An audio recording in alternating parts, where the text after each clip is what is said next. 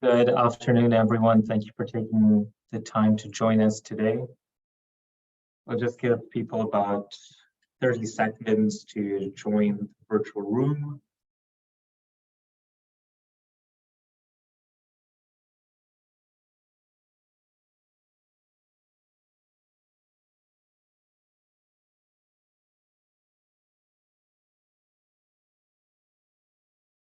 Okay, I think we can go ahead and start. First off, again, thank you all for taking the time for joining us. My name is Samir John Mohammed. I am a policy and public affairs specialist at the Ontario Chamber. Welcome to this event hosted by the Ontario Chamber of Commerce and the Diversity Institute. This is a webinar on how to leverage diversity in procurement.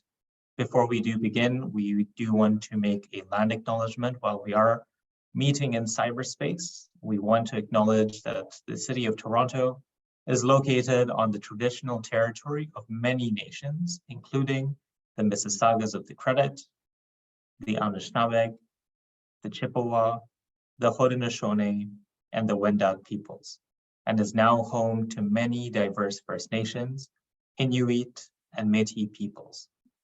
The city also acknowledges that Toronto is covered by Treaty 13, signed with the Mississaugas of the Credit, and the Williams Treaties, signed with multiple Mississaugas and Chippewa bands. In this webinar, we will discuss the importance of diversity in procurement for small and medium-sized enterprises.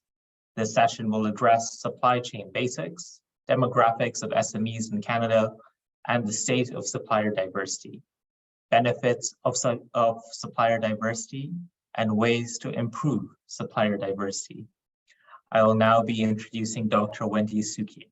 Dr. Souquier is a professor of entrepreneurship and strategy at the Ted Rogers School of Management, academic director of the Diversity Institute, and research lead of the Future Skills Center.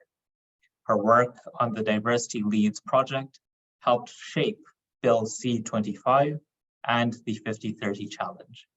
The Diversity Institute is now an ecosystem partner supporting organizations that sign up for the 50/30 Challenge, committing to gender parity and increased diversity on their boards and or senior leadership roles.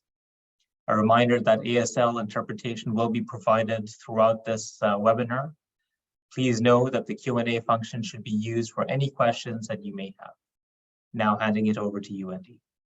Thanks so much, and it's a pleasure to be here, and I really appreciate the support of the Chamber of Commerce in advancing work in this area, and in fact, they're one of the most recent signatories to the 50/30 Challenge, which I'll talk just a little bit about. I also will apologize in advance because I am long-winded as a professor. I'm used to talking in 3.5-hour blocks and giving people tests at the end. And I want to keep my remarks short to ensure there's time for the panel. So I will say in advance that the webinar has been taped and the PowerPoints will be available. So if I jump over things too quickly, you can always go back to them in the event they're interesting to you. One of the things when we think about diversity in the supply chain is making sure that we recognize the roles of different players. So large organizations, whether they're large corporations or government, often deal directly with tier 1 suppliers, which are other large organizations. And so when we think about supplier diversity programs, those supplier diversity programs can be launched by the large corporations or government agencies, or they can be launched by the tier 1 suppliers in order to pull through more diverse tier 2 suppliers. And typically what we see is small, medium enterprises may not be tier 1 suppliers on really big projects, but they can participate in big projects as tier 2 suppliers. And so just some definitional stuff. Usually when we talk about a diverse supplier, and you'll hear more from the panel on this, we're talking about a business that is majority owned by women or non-binary people, Indigenous people, racialized people, 2S LGBTQ2S people, or persons with disabilities. And in Canada, you'll see a lot of the programs tend to focus on Indigenous peoples. We're starting to see more programs focused on women and other groups. And really, when we talk about supplier diversity, we're talking about a whole process that includes setting targets as well as putting in place processes to ensure that diverse suppliers can participate. And one of the key aspects of this work is working with suppliers, not just to set targets, though setting targets critically important, but actually to look carefully at their procurement policies to see where there may be barriers or biases built in. And I can tell you, as someone with a PhD and a couple of honorary doctorates, some of the procurement policies and processes that we've tried to compete with have defeated us. And we, not long ago, were selected out of a very big contract because there was one piece of paper we had not uploaded among the 154 pages of material that we had offered. And so, I'm very sensitive to how complex processes sometimes are. And the question that we have to continually pose to large purchasers about whether or not these processes are really well aligned with the risks or their goals and objectives. So you can understand if someone's tendering for a $3 billion bridge, there's a high level of due diligence that is required. If somebody is issuing a contract for $50,000 to do market research or a literature review, probably they don't need the same level of rigor in the scrutiny that is applied to the suppliers. So constantly working with both sides of the equation to ensure that organizations have programs in place that not only set targets, but make it easier for diverse suppliers to participate. And on the other hand, working with diverse suppliers to help them see the amazing opportunities that exist in this space and ways to help them navigate it with the support of other organizations, really some of the things we're working on. And then social procurement is often added to this, where there's commitments around different aspects of corporate social responsibility that are baked into the process. And so when we look at the current situation in Canada, we see a lot of large corporations, especially multinationals, because US is way ahead of us. So a lot of the corporations that are based in the US have had supplier diversity programs in place for much longer than their Canadian counterparts. So almost half of large corporations have some supplier diversity programming. It's just a lot of people don't know about it.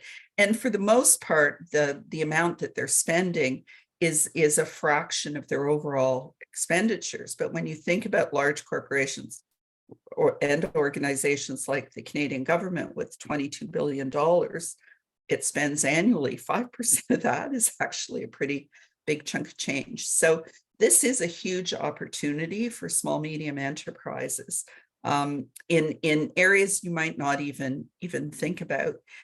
Certainly, consulting and professional services are a big area, as well as consulting, as well as construction, when we look at where the opportunities are. But it's really the full range, from building aircraft to doing market research or a social media strategy. All of those things can be subject to supplier diversity programs. And so, we know that there are huge opportunities. We know that increasingly large corporations and government are applying this lens to their procurement policies, and even something like the 50-30 challenge, which we're currently working on, is likely to have some impact in terms of decisions about government grants and purchasing. So these are just some of the examples of organizations that have formal supplier diversity programs. And You can see a lot of them are US based, but in Canada, the financial services industry is definitely doing a lot in this area. And they're doing it not just because it's a nice thing to do. They're doing it because it's good for business. And especially during COVID, when we saw massive disruption of global supply chains, the need to purchase locally became very apparent. The need to support local suppliers became very apparent. And I think that we have retained some of those lessons, and there's more and more focus on opening up markets to local suppliers. And many of the reasons are outlined here. When we talk to businesses, there are some barriers to why they don't have supplier diversity programs. And a lot of it is just lack of awareness, which is why we're out there beating this drum and pushing hard on the importance. It's also that sometimes they see it just as a corporate social responsibility play and don't understand or don't recognize the other kinds of advantages. Sometimes it's just change is hard. You know, they've done things a certain way. They've gone to certain vendors for a long time. If you're on a preferred vendor list, you know, you often get a lot of repeat business. And sometimes they see risks associated with bringing in new players to their supply chain that they don't have experience with, and so on and so on.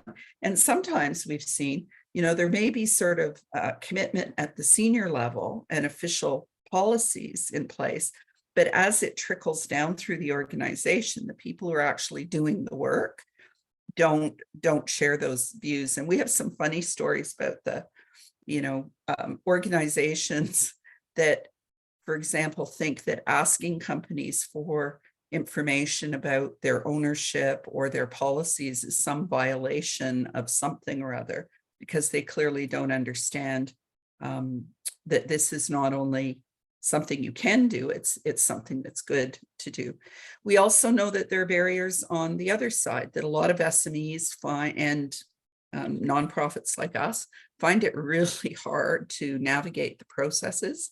And I know that even in cases where we're signing contracts as the university with small suppliers, the insurance requirements can be a massive barrier. You know, if you're hiring a graphic designer, they may not be incorporated. They probably don't have $2 million worth of liability insurance. So we really have to make sure that the requirements are proportional to the risks. And, you know, replying to RFPs can be really time consuming, and, you know, a lot of SMEs would rather just deal with the people they deal with. We know as well that in some sectors, when we talk about Indigenous businesses, when we talk about women-led businesses, they're more likely to be self-employed than incorporated. Sometimes incorporation is a requirement. They want to see, you know, annual statements and so on and so forth. So we need to treat this as a supply and demand issue. And I'm a big proponent of the 50-30 challenge, which gets organizations to commit to increasing representation of women and non-binary people, as well as other groups, including Indigenous peoples, racialized and Black people, persons with disabilities, and those from the 2S LGBTQ plus community on boards and or in senior leadership roles. Why is this important? Because our argument, and this has been embraced by the guidelines that go with the 50-30 challenge, is that you can't have a comprehensive equity, diversity, and inclusion strategy just by focusing on representation at the top. We argue that you have to embed it all through your processes. And so we continually insist that if you're committed to equity, diversity, and inclusion, you have to show evidence that you're putting your money where your mouth is and embracing supplier diversity, as well as other measures. And so when we think about how to develop effective programs, it's very important. And I looked at the list. It looks to me like there are a lot of SMEs and self-employed entrepreneurs on the call, rather than organizations interested in supplier diversity programs. But I did see a few municipalities and so forth. And it's really important to understand why you're doing it. It's important to set benchmarks and targets. City of Toronto has had supplier diversity forever, but I can tell you there are lots of RFPs and contracts that they issue where the people involved in processing those have no clue about the commitments the university has made to supplier diversity. And so you have to really make sure that it's not just a top of the house issue. It's something that's understood at every level where people are involved in purchasing decisions. And obviously that requires training and it requires follow-up. There are lots of really good examples. And one of the things we're trying to do at the Diversity Institute is compile best practices and examples to share with people of what they can do and how they can do it easily so they don't have to start from scratch. And I'll talk about, as I said, there are many financial institutions in Canada that are really ahead of the curve. City of Calgary is currently piloting a process, and we were on the receiving end of it. I was pleasantly surprised that when we were bidding on a contract, we were asked a lot of very pointed questions about our equity, diversity, and inclusion practices, about the composition of our team, about how we provide support to youth, et cetera, et cetera. And so we're seeing there are quite a few municipalities across Canada that are doing things. I have found, and it's just based on the research to date, that AT&T out of the US has probably one of the very best processes that is documented in terms of end-to-end supplier diversity. And I'll talk a little bit about that. RBC and some of the other financial institutions have a portal where you go and you register and you tell them about yourself. So it's not dependent on someone in RBC knowing that you exist. You can go and register as a business, and they have identified prioritizing specific groups in the process. I mentioned Calgary. I'm a big fan of what they're doing. And they have focused not just on sort of ownership, but processes that organizations have put in place to advance diversity and inclusion. I mentioned that I really, really like AT&T's process because what they've done is they've baked in at every level commitments to finding diverse suppliers, commitments to ensuring that all the businesses understand, ensuring that their tier 1 suppliers are committed to this, and working really hard to build capacity in small businesses to actually engage with them. And so when we look at the opportunities, and I'm really happy Barry's here because I learned more in about half an hour discussion with him about government procurement than I have in many years. So he'll talk more about some of the things that the government of Canada is doing to provide access to those bags of money it spends every year. And certainly government is a customer that a lot of SMEs don't consider. But if you are an entrepreneur, if you are a small business, it's really important to understand the market opportunities, to understand the processes, because, the first RFP you do will make your head explode and will take twice as long as you expect and will age you. I can say that with some assurance. But it gets easier and easier because you start to build boilerplate materials that everybody's asking for, as opposed to having to develop a unique opus every time you're bidding. You do have to think about things like incorporation and access to insurance and other things that will increase your ability to compete for bigger contracts. And there are lots of really interesting supports that are available. If you're a woman entrepreneur, for example, RFAQ has some really brilliant and creative strategies for helping women entrepreneurs engage with large businesses on the one hand, and getting large businesses to open their doors to women.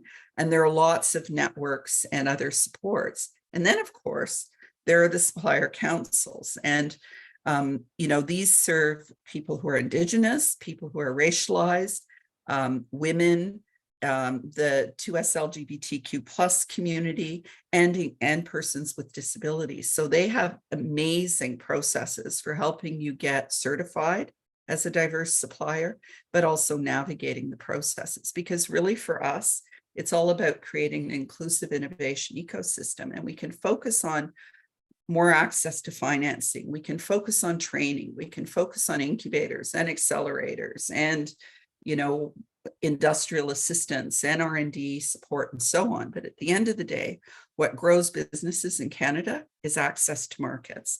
And so with that, I would like to end my talking at you.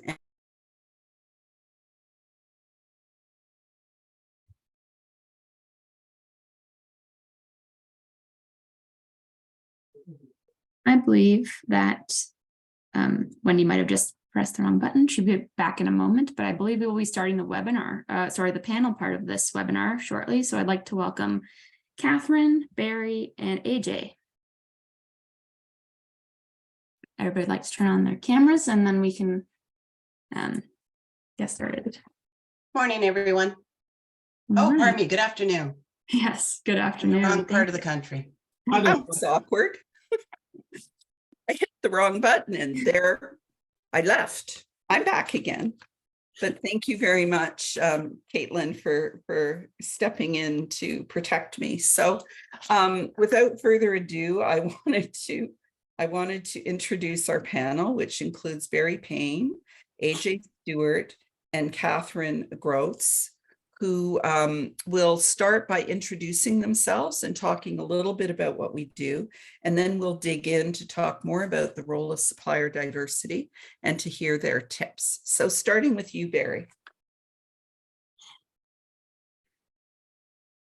Oh, Barry, we can't hear you, which makes me think there is a technical issue. Yeah, we tested. Can you? Here you are. Yes. There we go. Okay, perfect. Okay, it must have been a technology. Well, first of all, I'd like to thank you for inviting me to participate in this. I love doing this stuff, as you know, Wendy. And I didn't put up the old boring government screen behind me that I normally would, since I thought this was academia. I did something appropriate, and that happens to be the school here in my community in Hiawatha First Nation back in 1954. So I thought I'd just kind of get something educational that would be appropriate. And I'm new to the federal government. After 20 some odd years of being a supplier to the Canadian federal government, I sat in the same shoes as most of you here today on this webinar as a supplier. And I thought after I retired, the government offered me this opportunity to share my experience and knowledge. I've done well over $200 million in various types of contracting with the federal government, and love sharing my tips and tricks on how to do things. I'm a member of the Hiawatha First Nation here near Peterborough, Ontario. I grew up in Toronto. I actually grew up at Jane and St. Clair. My mom was a single mom, so it was tough. We grew up in what we call Ontario housing, but I didn't let that stop me. So, and I don't like to stop anybody else. I like to think that if I can do it, anybody else can do it. And that's why I'm excited to share my knowledge. Thank you. Thanks so much. Over to you, Catherine. Oh, thank you. Great presentation, Dr. Cookier. I enjoyed that, and a lot of it resonates with me. I'm Catherine Gross. Thank you for having us. We Be Canada, I've been with them since January of 2021. I retired from BMO Financial Group here in Canada in December of 2022 after 40 plus years. And I had spent my last 15 years with BMO on their supplier diversity team, either leading their supplier diversity program or being a part of their growth, and across not just Canada, but across the United States as well. So I am a supplier diversity professional. Our president at We Be Canada, Sylvia Pensac, asked, hey, what are you doing? It's COVID. How about coming and helping us out with our corporate partners and helping to continue to grow the growth of supplier diversity across Canada? And you'll hear it in my voice, and you'll hear it in the information I have for you. It's near and dear to my heart, always has been. I've been at this since 2007 when I was at BMO, and continuing to be able to be in this space and support great organizations around their supplier diversity growth and journey in supplier diversity. It's just my pleasure. So I'm part-time retired and part-time manager corporate membership at WB Canada. Thanks so much. And AJ, you need to unmute your mic. Rookie mistake. Can everyone hear me now? Can you hear me? Yes. All right. Thank you so much, Wendy, for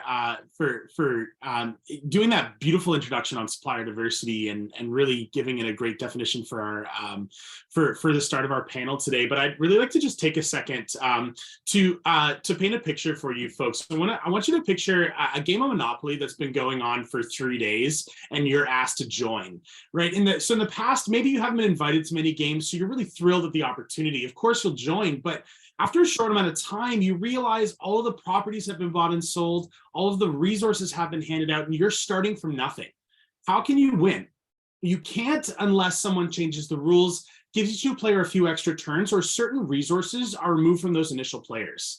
Now, let's take that one step further. What if now you're not only playing in a game that's already started, but you can only play if you're the thimble?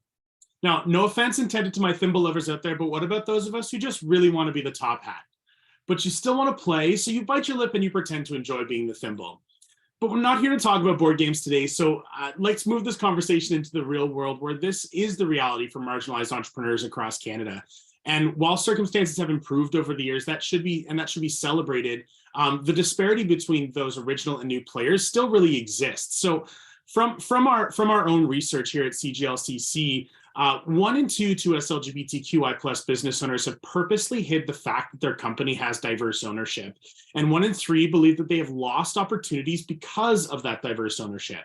So my name is AJ Stewart. My pronouns are he and him, and I'm the manager for business development for supplier diversity at Canada's 2S LGBTQI+ Chamber of Commerce, or CGLCC for short. And we are Canada's certifying body for businesses that are 51% owned, operated and controlled by a member of the LGBTQ community, and we provide access to some of the largest supply chains in Canada. We're also a member of a broader coalition called Supplier Diversity Alliance Canada, or SDAC for short, and each member of SDAC represents a different diverse constituency. So along with CGLCC, the members of SDAC, of course, are my friends at WeBe Canada, representing women-owned businesses, the Canadian Aboriginal and Minority Supplier Council, representing Indigenous, visible minority, and now refugee-owned businesses, and Inclusive Workspace and Supply Council of Canada, representing veteran and businesses owned by a person with a disability. So each member, of course, certifies those profit entities that are owned by a member of their respective constituency. So I'm really excited to be participating in this panel discussion, and I'm on here with some really familiar faces. Catherine, fun fact, Catherine was actually on the first supplier diversity panel that I ever moderated ever. I'm quite new to this space, still learning, but it's great to see you again, Catherine. And I'm really looking forward to this discussion. And hello, Barry. We've interacted several times now, but it's great to see you again as well. Well, and that Monopoly example resonates so much. I'm sure that's just one of the clearest and simplest explanations of what's going on. So thank you so much for that. And you've given us actually a good introduction to the next question, which was to sort of think about the role of the supplier diversity processes and why they're important. And maybe Catherine will let you kick off, because you've been on both sides. You've been on the big customer side, and now you're working to help women get access to those bags of money. You betcha. Thank you, Wendy. So, when we talk about what is the role of supplier diversity programs and developing your diversity commitments, I think of a few things. So first of all, let's remember supplier diversity isn't a project. There isn't a start and end date. The only thing that has in common with your supplier diversity journey is that it has a start date. We all have to start somewhere. It never has an end date. This is a journey that will take you from one level to the next level to the next level, starting from that tier 1 to tier 2 programming, etc. So when I would talk to my corporate suppliers over at BMO, I would say, take a look at your how diverse your organization is. take a look at it from a 365-degree view. And do you have 365 degrees? So when we think of diversity at large organizations like the financial institutions and the telecoms, they think about their customer, serving their customer in the communities in which they do business. And what do they need to do to make sure that their customers are getting what they need out of their services and products and/or products? DE&I, Dr. Kirkier, you talked about it a wee bit, but of course we all know this is our internal talent, making sure that we have appropriate representation from all walks of life on our board of directors, in senior management roles, etc. So we all know about the DE&I as well. But what we're here to talk about, namely today, I believe in my role, is supplier diversity. How diverse is your supply chain? And to the second part of that question is, what is the role of supplier diversity program? What roles do certifications have in the procurement process? Well, certified suppliers, you will identify as being much more nimble. They are, you're dealing with the ownership of the organization, not the sales team. They often have lower overhead. They support your diverse supply chain opportunities.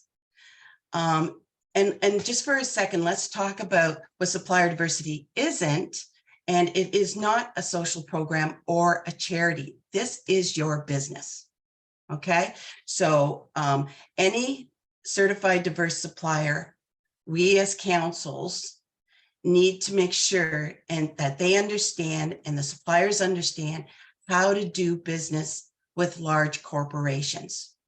And that's by engaging our suppliers in networking and teachings on how to do business with you so that large corporates, and ensuring that they are ready to do business with you. Thank you so much for that. Barry, do you want to pitch in, because you too have been on both sides of this fence? Yeah, to me, wow, I gotta, Catherine, that's probably one of the best descriptions I've ever heard. I got to bring you into some of my my presentations. For me, supplier diversity, it's just a natural thing, right? You look at Canada. I look at our society as a whole. It's just a reflection of our society, and it's the right thing to do. Being an Indigenous person and coming from Indigenous community, I look at it as the possibility. It's not a handout. It's a hand up. It's a helping hand. It helps to create wealth in some of in our communities, especially in our remote communities. And as most people know, following the media, they need help. I read one time where $1 in a community generates 3 or 4 or something spinning off from the chamber. And if that actually we could have some sort of traction in our Indigenous communities, we'd certainly overcome a lot of the issues that we have. So for me, I've been involved with supplier diversity, not just Indigenous. I've been a member of KMC for many, many years. And I look at organizations like KMC, WEB, the CGLCC as collaborators, possible collaborators. And I've been able to leverage folks that I've known in those various organizations over the years for collaborating. The government has the 5% procurement initiative mandate for Indigenous business. Without collaborating, Indigenous businesses won't be able to make that 5% commitment because we just don't have the capacity. And that's where I get excited hearing like the Chamber of Commerce being involved in something like this, because for me, when you bring Canadian Chamber of Commerce businesses together with Indigenous, it's not an us and them anymore, it's a we, and which I really like to see. I like to see those barriers come down. In Western Canada, they've done a pretty good job out of it. Eastern Canada, we still have a lot of work to do, but I like the fact that it really opens up opportunities to collaborate and everybody wins. And yeah, so that's my kind of take on indigenous or diverse procurement. Sorry, thank you. And AJ, anything to add to what's been said? Yeah, I think Barry and Catherine, you've made some great points in terms of at its core, what supplier diversity, what is the use of supplier diversity programs, what are their purpose? But I think, as someone who works specifically on the not-for-profit side, I've not worked on the corporate side supplier diversity, but being able to really drive visibility within our programming. So, you know, the increasing of our membership, as well as the increasing of visibility on the buyer side of the program. So I've been speaking at a lot of different events over the last few days, actually. And one of the events that I took part in recently was a Young to Us LGBTQI+ Leaders Seminar. And I got up and I did my 2-minute pitch on supplier diversity. And I can't tell you how many folks came up to me afterwards and were like, I wasn't even aware this was a thing. How can I get more involved? And so to kind of bring that back to your question, you know, supplier diversity programs and their role are forever shifting, but at their core, it's really about enhancing visibility, right? And we always talk about inclusive hiring, inclusive workplace policy, and supplier diversity goes hand in hand with that. We really need to focus on more on getting that knowledge and education into the hands of the people who have their fingers in their departmental budgets, who are actually buying. And of course, to answer the second part of that question, or to add on to what my colleagues have already said, you know, what it's fantastic work that we're doing, but what good is the work if there's no accountability? Right. So we have this fiduciary responsibility as certifying organizations to make sure that the resources that are being provided truly go to diverse people, to diverse entrepreneurs. Right. And certification offers that third-party accountability. So it's really important to the success and integrity of any supplier diversity program, really. So, you know, at its core, I think those are really fundamental points to make about the importance of the programs as well as the certifications. So important to talk about. Now, Barry, you have your moment in the sun. Barry was so helpful to me in unpacking how to think about opportunities at the federal level. So I'm hoping he will give us a nice summary of why you should think about the federal government as a client, even if you have not considered it before, regardless of the sector you're in. Well, first off, you know, most of my success over the years was, you know, as an Indigenous supplier, but it was all voluntary back then. And now supplier diversity has become more and more of a mandate or policy for the Indigenous people to mandate. But we also have what I call like social diversity coming down, and it's not far off, but it's typical government. It's taken a little longer than we expected. And for me, the government is a great way to, I call building your foundation, because I was able to leverage my government experience to get out into the corporate world. It's pretty hard sometimes in the corporate world because you're up against relationships and things like that. And so the government is more transparent in some ways because it is black and white. It's RFPs, it's things like that. So for me, the federal government is a good start, and the fact that it's front and center now. Diverse procurement, and it's growing, and we have tools, by the way, for all of this, and folks like myself that have sat there and you know, I like to do what I call tips and tricks, and most of my work is one-on-one, and I take you through how I would go through the system and look for opportunities. So yeah, that's kind of my take on the federal government. I could go on for hours on how to do it, but that's better for a one-on-one. Thanks so much. But I would remember, you may not remember, when you first talked to me, you shed light on how to get in for those $25,000, $40,000 bids. And I think there are a lot of people on the call that probably, you know, they may know about Mercs, they may know about the big like $1 billion things with the 150-page processes. But can you kind of walk us through baby steps, like for sure, where the opportunities are? For me, I call it, the government actually has, you know, people ask about a business plan. The government actually provides the easiest business plan out there. It's called crawl, walk, run. Each one of those steps is actually pretty, I've got a metaphor for them. So the crawl is low dollar value. Low dollar value is what I really like, and I know people that still make a good living of it. They never even get past that stage.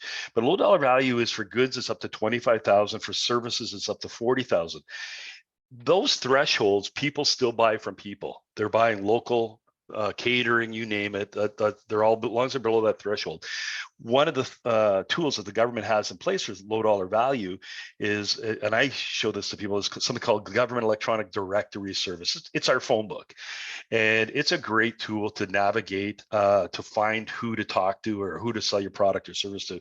And I'll actually go through on how to access it and how to use it and how to put keywords in and things like that.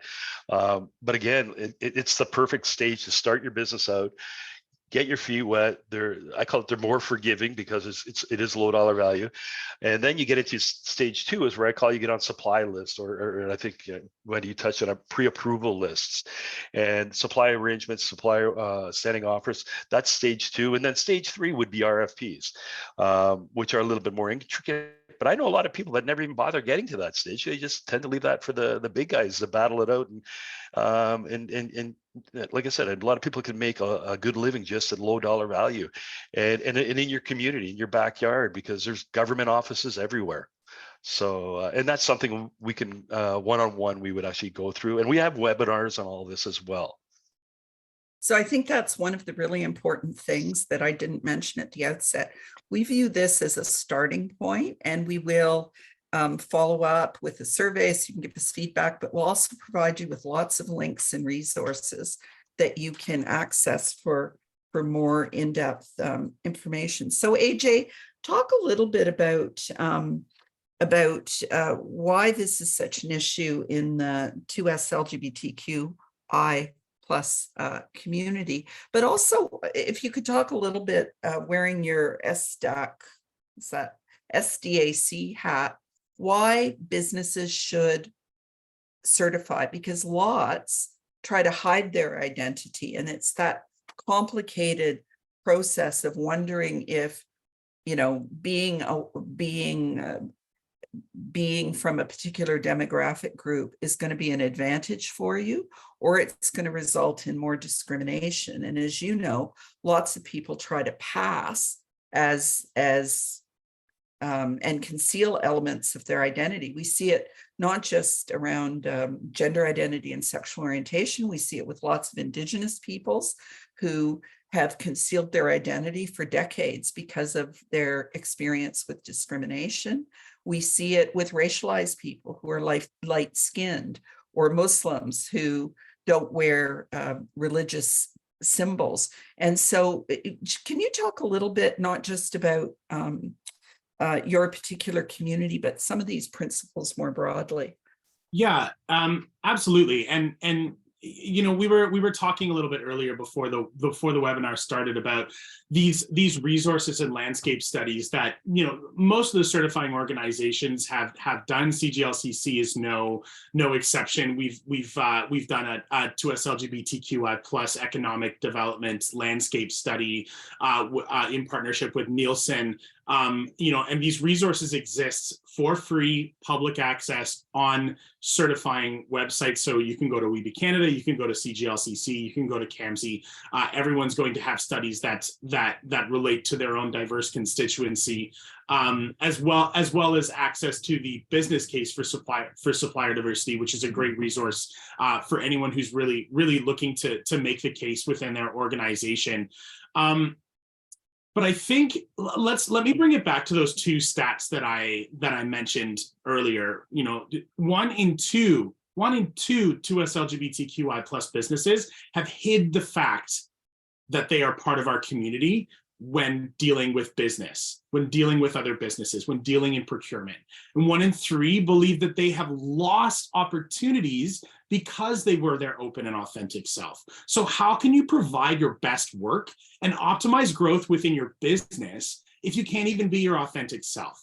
And I really truly believe that the major root of this whole conversation really stems from representation. So I want to turn for a second really quickly to the folks who may not identify specifically as diverse businesses who might be on this call today, but they're still SMEs and they're wondering, how can I get involved in this, right? So representation is so important. And you know, is your team representative of the diverse communities that you're supporting? Is your leadership all the way to the top representative? And to put it bluntly, if your organization is saying that we are committed to supporting let's take the 2S LGBTQI plus community in terms of economic growth, but your organization is not representative of that community, then it's really time for a larger internal conversation about that. And I guarantee that through those conversations and changes or diversifications, whatever you want to call them, you're going to find strength and sustainability. So it's statistically been proven time and time again that the most sustainable organizations are diverse organizations. And I could point to a myriad of different studies that have proven that. But I just want to, I was having this conversation the other day with an ED&I advocate at a social media company that will remain nameless, but that person was saying that they were reviewing a report about creating a more inclusive ecosystem within their organization holistically, and they're looking at this report with all of these recommendations on it, and they're for their company, and they're thinking to themselves, okay, but where do I start? And the truth is, in my opinion, there's no perfect place to start, but you have to start somewhere, and having part of the conversation is better than not having a conversation at all, right? And you start with inclusive procurement practices or inclusive employment or hiring. You form an ERG, engage with the passionate people within your organization, right? All of this is connected, right? And it's going to increase visibility for your company. It's going to make your company stronger.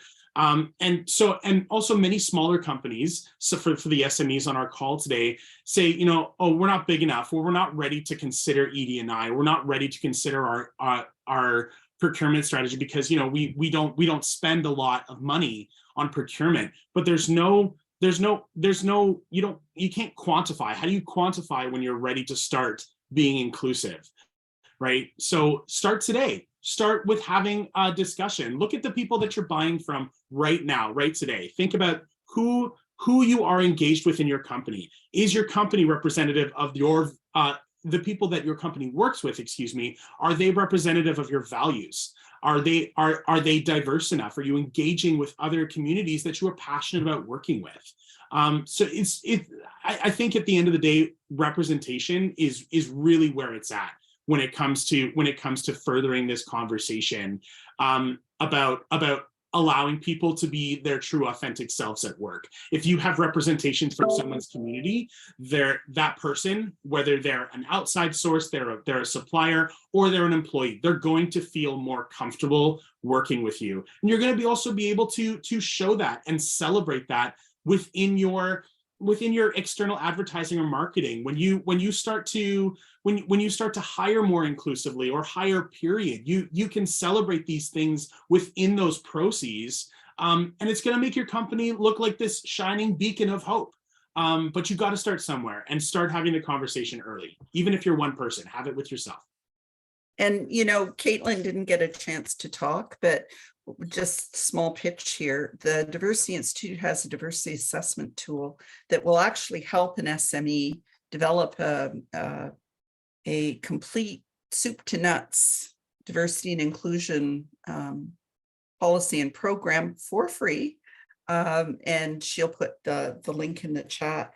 I realize that we are running short of time, but I did want to turn it to Catherine to talk about specific issues with respect to women, but also resources that are available. What's available to help diverse suppliers, women-led businesses engage in these processes? Yeah, absolutely. First of all, if you believe that, to AJ's point, Barry, I think you brought it up as well as yourself, Doctor, take a look at the councils, go to their websites, take a look at the councils, take a look at what they have to offer you to see if there's a fit for your business to become certified and become part of this organization. If you are not the 51% or greater owned operating members, don't forget there are corporate membership opportunities as well. And that's the part that I'm really good at here. And understand that these websites all have a lot of great information on how to get started, why, the business case behind it, whether you're going to be certified or whether you should be a corporate member in this space in Canada and join us.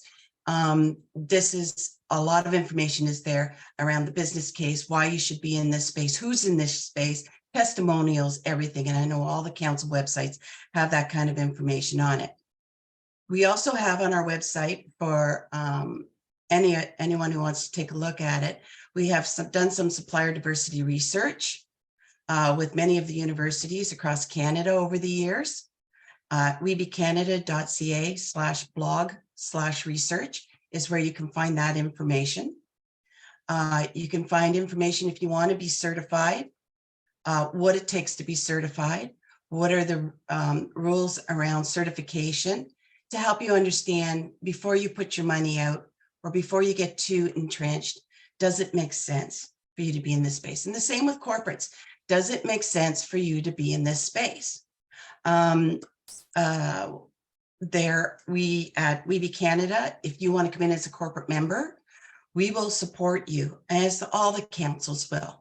We will support you at any part of the journey you are in at this point in time with regards, even if to AJ's point, let's get started. Let's have the conversation. Let's see if this really makes sense for you. So let's talk, right? We can offer you at WeBe Canada, I can't speak for the other councils, but we can do things like give you a free data enhancement scrub, which means we use a third-party supplier. You can go to them with the list of your supply chain, and they will help you understand who's certified in your supply chain, who isn't, who may qualify, etc.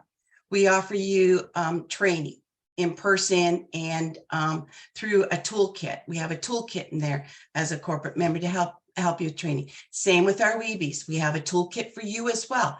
Where do you start? How do I get going? And what do I need to do to be competitive in this space, especially when it comes to the larger corporates? And we have our national conference and many programs in which to meet you. Sorry, I'm just very conscious of the time. We will in the follow-up notes provide links to any resources that the folks want, because I'm not confident everything's going through on chat. So I think we're really at the stage for maybe one or two questions. So I'm going to hand it over to Samir. There were some good questions that I saw, and so over to Samir to take a couple of questions and then wrap it up. Of course. Thank you so much, Wendy, and thank you to our panelists for their engagement. We do have a few questions in the Q&A. I'll just start out with the first one, and I'll just read it out. I'm interested in hearing more about the successful journey and results from the RBC case. Building a portal does not mean anything. Is there I can take a crack at that. I mean, I think others can as well.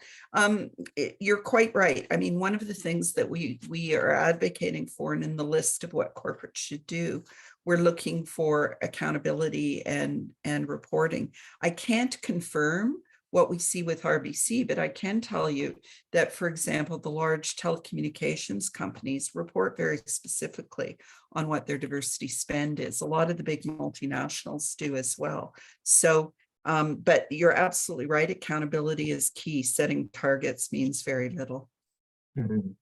I'd maybe like to add on that, Wendy. You know, there are, just to kind of grow your point there are organizations that report and celebrate success within supplier diversity a lot better than others. One fantastic example is the City of Toronto. Every quarter, the City of Toronto sends me a report of the diverse businesses that they engaged with for RFPs, who bid and who won. And they also indicate who did not bid. So, you know, I make this point a lot that supplier diversity is really truly dependent on the active participation of both corporate member, but also the diverse supplier. As the manager of supplier diversity, I work specifically with our diverse businesses And sometimes I come across a business that then they say, well, I'm not seeing an ROI. I'm not getting business. And my first question is, okay, when was the last time you engaged at one of our events? When was the last time you attended a networking or matchmaking session? It looks like City of Toronto contacted you 3 months ago, but you didn't put in a bid. Why didn't you do that? So active participation within the program, making sure that you're investing. Yes, it takes time. Yes, you have to have capacity, but Catherine and Barry will support me in this, that, supplier diversity is never an instant win. Very, very, very rarely is it an instant win. It's about creating those connections and having more people in your corner. We provide access. We don't provide guaranteed business. Perfect. Thank you for adding that on, AJ. I think we may end with one final question. Where can we access resources and advice for companies to build an effective diversity procurement strategy and programs?